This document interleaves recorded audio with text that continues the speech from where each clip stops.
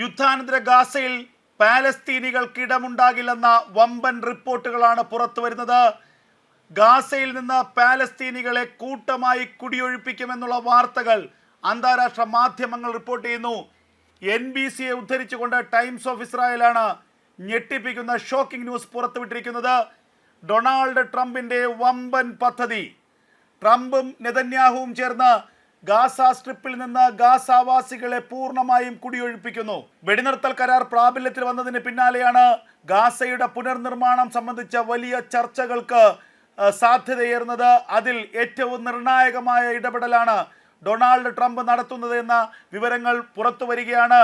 ട്രംപിന്റെ പശ്ചിമേഷ്യയിലെ പ്രതിനിധി സ്റ്റീഫൻ വിറ്റ്ഹോക്ക് കഴിഞ്ഞ ദിവസങ്ങളിൽ ഇസ്രായേലിലേക്ക് സന്ദർശനം നടത്തിയിരുന്നു. വിറ്റ്ഹോക്കിന്റെ സന്ദർശനത്തിന്റെ പ്രധാന ലക്ഷ്യം തന്നെ യുദ്ധാനന്തര ഗാസയുടെ പുനർനിർമ്മാണം സംബന്ധിച്ച വളരെ പ്രധാനപ്പെട്ട തീരുമാനങ്ങൾ എടുക്കാനാണ് എന്നുള്ള വിവരങ്ങൾ പുറത്തു വന്നിരുന്നു. യുദ്ധാനന്തര ഗാസയുടെ പുനർനിർമ്മാണത്തിന് അമേരിക്കയാകും ഏറ്റവും പ്രധാനപ്പെട്ട ഇടപെടൽ നടത്തുക. ഇസ്രായേലിന്റെ താല്പര്യങ്ങൾ പൂർണ്ണമായും സംരക്ഷിച്ചുകൊണ്ടുള്ള ഒരു ഗാസയുടെ പുനർനിർമ്മാണമാകും അമേരിക്ക നടപ്പാക്കുക എന്നുള്ള വിവരങ്ങൾ പുറത്തു വരികയാണ്. ഗാസ സ്ട്രിപ്പിൽ നിന്ന് 2 മില്യൺ ആളുകളെ കുടിയൊഴിപ്പിക്കുമെന്നും 20 ദശലക്ഷം ആളുകളെ മറ്റ് രാജ്യങ്ങളിലേക്ക് മാറ്റുമെന്നുമുള്ള തീരുമാനങ്ങളിലേക്കാണ് ഇപ്പോൾ കാര്യങ്ങൾ പോകുന്നത്. ഇന്തോനേഷ്യ അടക്കമുള്ള രാജ്യങ്ങളാണ് ഗാസാവാസികളെ മാറ്റുന്നതിനായി അമേരിക്ക പരിഗണിക്കുന്നത് എന്ന വമ്പൻ വാർത്തയാണ് പുറത്തു വരുന്നത്. ഗാസ സ്ട്രിപ്പിൽ ഇനി ഗാസാവാസികൾക്ക് സ്ഥാനമുണ്ടാകില്ല. ഗാസ സ്ട്രിപ്പിൽ ഇനി പാലസ്തീനികൾക്കിടമില്ല. ഗാസയിൽ നിന്ന് എല്ലാ പാലസ്തീനികളെയും കുടിയൊഴിപ്പിക്കാനുള്ള വമ്പൻ നീക്കമാണിപ്പോൾ അമേരിക്കയുടെയും ഇസ്രായേലിൻ്റെയും നേതൃത്വത്തിൽ നടക്കുന്നത് എന്ന വാർത്തകൾ പുറത്തു വരികയാണ്. നേരത്തെ യുദ്ധാനന്തര ഗാസയുടെ പുനർനിർമ്മാണം സംബന്ധിച്ച് വലിയ ചർച്ചകൾ നടന്നിരുന്നു. യുദ്ധാനന്തര ഗാസയിൽ ഞങ്ങൾ തന്നെ പുനർനിർമ്മാണം നടത്തുമെന്നും യുദ്ധാനന്തര ഗാസയുടെ നിയന്ത്രണം ഞങ്ങൾ തന്നെ നടപ്പാക്കുമെന്നും പാലസ്തീൻ അതോറിറ്റി പ്രഖ്യാപിച്ചിരുന്നു. അതിനു മുൻപ് ഹമാസിനെ പോലെ ഗാസയിലുള്ള മറ്റൊരു മുസ്ലിം ഭീകര സംഘടനയായ ഫത്തയും രാഷ്ട്രീയ അല്ലെങ്കിൽ ഹമാസിൻ്റെ രാഷ്ട്രീയ മുഖമെന്ന് തന്നെ പറയാം ഫത്തയെക്കുറിച്ച്. അത്തരത്തിലുള്ള ഫത്തയും ഹമാസും ചേർന്ന് ഗാസയുടെ നിയന്ത്രണം ഏറ്റെടുക്കുമെന്നുള്ള ചർച്ചകൾ ഉണ്ടായിരുന്നു. അതിന് പ്രധാനമായും ഇടനിലക്കാരായി നിന്നത് ഈജിപ്റ്റ് അടക്കമുള്ള രാജ്യങ്ങളാണ്. ആ ഘട്ടത്തിൽ തന്നെ യുദ്ധാനന്തര ഗാസയെക്കുറിച്ചുള്ള തങ്ങളുടെ ചില നിലപാടുകൾ ഇസ്രായേൽ പങ്കുവച്ചിരുന്നു. അതിൽ ഏറ്റവും പ്രധാനപ്പെട്ടത് ആദ്യം ഇസ്രായേൽ പങ്കുവച്ചത് യുദ്ധാനന്തര ഗാസയുടെ, അതായത് ശപിക്കപ്പെട്ട മണ്ണാണ് ഗാസയുടേത്. നീചന്മാരായ ഭീകരന്മാരുടെ ആക്രമണം കൊണ്ട് നിരവധി രക്തം വീണ മണ്ണ്. ആ ശപിക്കപ്പെട്ട മണ്ണിൻ്റെ ഒരു തരി പോലും തങ്ങൾക്ക് ആവശ്യമില്ല എന്ന് ഇസ്രായേൽ വ്യക്തമാക്കിയിരുന്നു. അങ്ങനെയെങ്കിൽ യുദ്ധാനന്തര ഗാസയുടെ നിയന്ത്രണം ആർക്കാവും? അപ്പോൾ ഇസ്രായേൽ പറഞ്ഞത് സൗദി അറേബ്യയെ പോലെയുള്ള അറബ് രാജ്യങ്ങൾക്ക് വേണമെങ്കിൽ യുദ്ധാനന്തര ഗാസയുടെ നിയന്ത്രണം ഏറ്റെടുക്കാം, അല്ലെങ്കിൽ ഒന്നിലധികം രാജ്യങ്ങളുടെ കൺസോർഷ്യം രൂപീകരിച്ചുകൊണ്ട് അവരുടെ നേരിട്ടുള്ള നിയന്ത്രണത്തിലായിരിക്കണം യുദ്ധാനന്തര ഗാസയുടെ പ്രവർത്തനവും ഭരണവും പോകേണ്ടത്. അപ്പോഴും ഞങ്ങളുടെ അതിർത്തികളിൽ ഞങ്ങൾ കൃത്യമായ പ്രതിരോധം തീർക്കും. ഗാസയിൽ നിന്നും ഇനി ഒരു ഭീഷണി ഇസ്രായേലിന് ഭാവിയിൽ ഉണ്ടാകരുത്.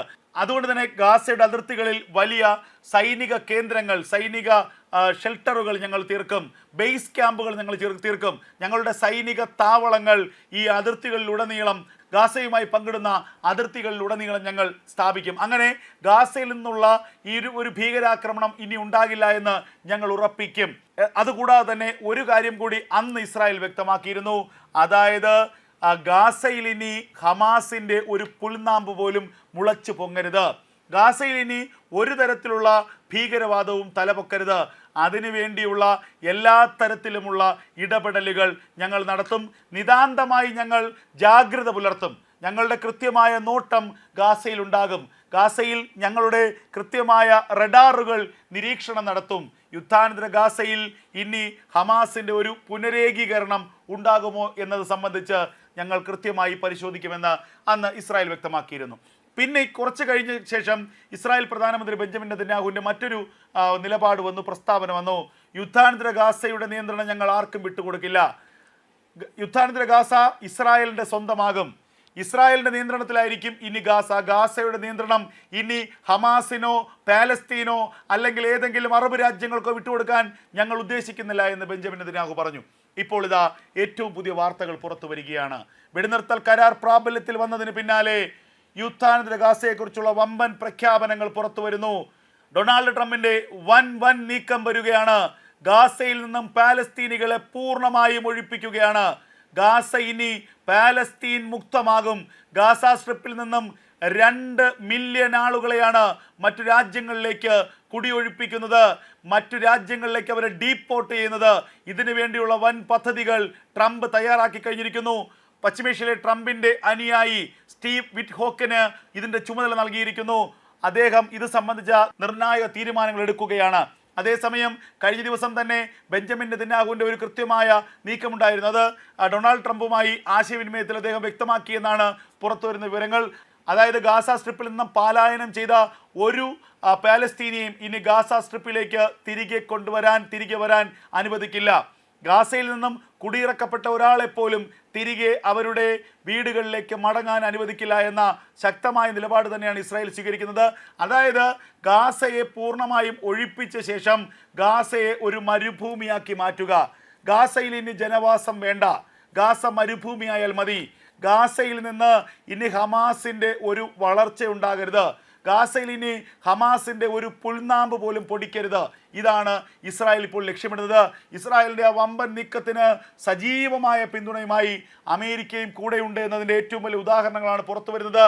അമേരിക്കയുടെ നിയുക്ത പ്രസിഡന്റ് ഡൊണാൾഡ് ട്രംപിൻ്റെ വമ്പൻ നീക്കം, വലിയ തന്ത്രം. ഗാസയിൽ നിന്ന് ഗാസാവാസികളെ പൂർണ്ണമായും കുടിയിറക്കുന്നു. ഗാസയിൽ നിന്ന് പാലസ്തീനികളെ കൂട്ടമായി പടിയിറക്കുന്നു. ഗാസയിൽ നിന്ന് ഗാസാവാസികളെയും പാലസ്തീനികളെയും പൂർണ്ണമായും മറ്റിടങ്ങളിലേക്ക് മാറ്റുകയാണ്. ഗാസയെ പൂർണ്ണമായും ഇല്ലായ്മ ചെയ്യുന്നു. ഗാസയെ മരുഭൂമിക്ക് തുല്യമാക്കി മാറ്റുകയാണ്. ഇനി ഒരിക്കലും ഗാസയിൽ നിന്ന് ഇസ്രായേൽ എന്ന രാജ്യത്തേക്ക് ഒരു തരത്തിലുള്ള പ്രകോപനങ്ങളോ ഭീഷണികളോ ഉണ്ടാകരുതെന്ന വൻ ലക്ഷ്യത്തോടു കൂടിയുള്ള നടപടികളാണ് ഇപ്പോൾ പശ്ചിമേഷ്യയിൽ അരങ്ങേറുന്നത്. ഗാസയിൽ വലിയ ഇടപെടൽ, ഗാസയിൽ ട്രംപിൻ്റെ വലിയ ഇടപെടൽ, ട്രംപിൻ്റെ ഏറ്റവും വലിയ തന്ത്രം പയറ്റാനൊരുങ്ങുന്നു എന്ന വിവരങ്ങളാണ് ഇപ്പോൾ പുറത്തു വരുന്നത്. വെടിനിർത്തൽ കരാർ പ്രാബല്യത്തിൽ വന്നതിന് പിന്നാലെയാണ് ഗാസയുടെ പുനർനിർമ്മാണം സംബന്ധിച്ച വലിയ ചർച്ചകൾക്ക് സാധ്യതയേറുന്നത്. അതിൽ ഏറ്റവും നിർണായകമായ ഇടപെടലാണ് ഡൊണാൾഡ് ട്രംപ് നടത്തുന്നത് എന്ന വിവരങ്ങൾ പുറത്തു വരികയാണ്. ട്രംപിൻ്റെ പശ്ചിമേഷ്യയിലെ പ്രതിനിധി സ്റ്റീഫൻ വിറ്റ്ഹോക്ക് കഴിഞ്ഞ ദിവസങ്ങളിൽ ഇസ്രായേലിലേക്ക് സന്ദർശനം നടത്തിയിരുന്നു. വിറ്റ്ഹോക്കിൻ്റെ സന്ദർശനത്തിൻ്റെ പ്രധാന ലക്ഷ്യം തന്നെ യുദ്ധാനന്തര ഗാസയുടെ പുനർനിർമ്മാണം സംബന്ധിച്ച വളരെ പ്രധാനപ്പെട്ട തീരുമാനങ്ങൾ എടുക്കാനാണ് എന്നുള്ള വിവരങ്ങൾ പുറത്തു വന്നിരുന്നു.